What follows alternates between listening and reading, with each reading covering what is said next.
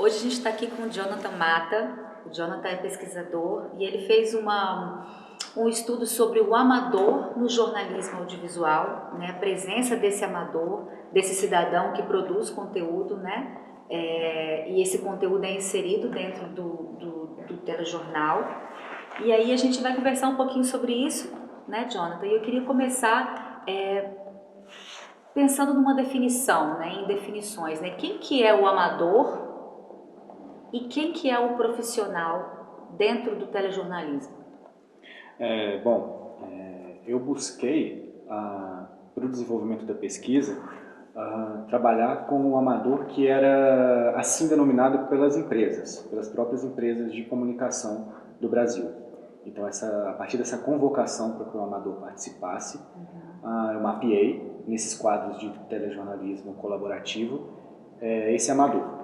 O profissional, a gente toma no trabalho profissional de mídia como sendo aquele telejornalista, diplomado que exerce a profissão nas empresas, no caso na Rede Globo e na TV Brasil, e a partir daí, dessa definição da própria empresa sobre o que seria amador e o que seria profissional, eu parti para um questionamento sobre essas posições, sobre essas colocações em cena desses amadores e profissionais nas narrativas analisadas. E qual que é esse questionamento, Jonathan? Esse questionamento seria se de fato, o que de fato caracterizaria esse amador, o que faria dele um não profissional, porque o amador, ele, até a partir das várias fontes teóricas que a gente consultou, ele participa de uma conceituação que é baseada na negação, na maioria das vezes. Então o amador, ele geralmente é pontuado mais com o que não é do que com o que ele é de fato. Ele é o não profissional, ele é o não experiente, ele é o não qualificado para realizar aquela atividade, mas dificilmente a gente sabia quem de fato é o amador.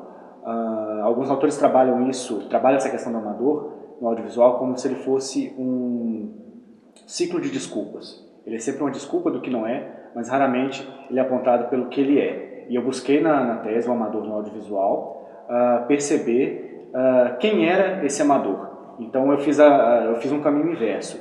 A partir da denominação ou da classificação das próprias emissoras, analisar audiovisualmente que características tinham esse amador. Então, mais do que uma simples definição do conceito do que seria o amador, eu busquei quem seria esse amador no audiovisual, não só pela definição das emissoras, mas como por meio daquilo que estava sendo projetado em tela. Esse amador, é esse conceito de amador que eu tento desenvolver ao longo do trabalho. O amador no telejornalismo, né, no jornalismo audiovisual, ele é lucrativo para a empresa?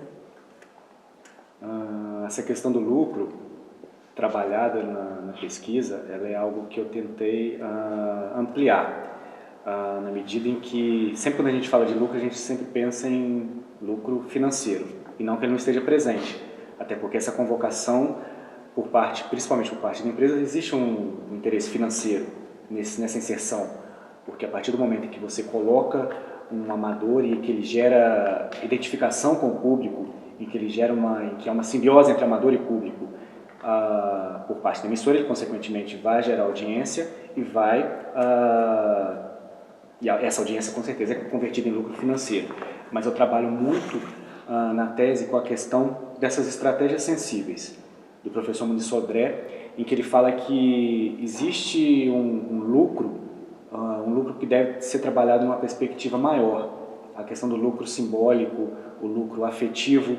Então essa vantagem, esse lucro, pelo que eu posso perceber, ele é disputado ou ele é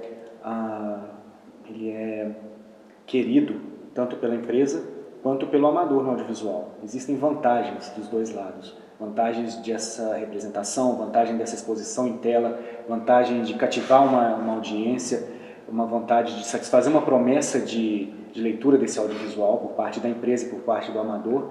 Então eu acho que ele sim é lucrativo. Eu eu acredito que ele poderia ser mais lucrativo para as duas partes, se ele fosse trabalhado de uma maneira diferente. Eu acho que existe uma subutilização do amador no audiovisual. Eu acho que esse lucro poderia ser bem maior, nos dois sentidos, no financeiro e no simbólico, na questão dos afetos.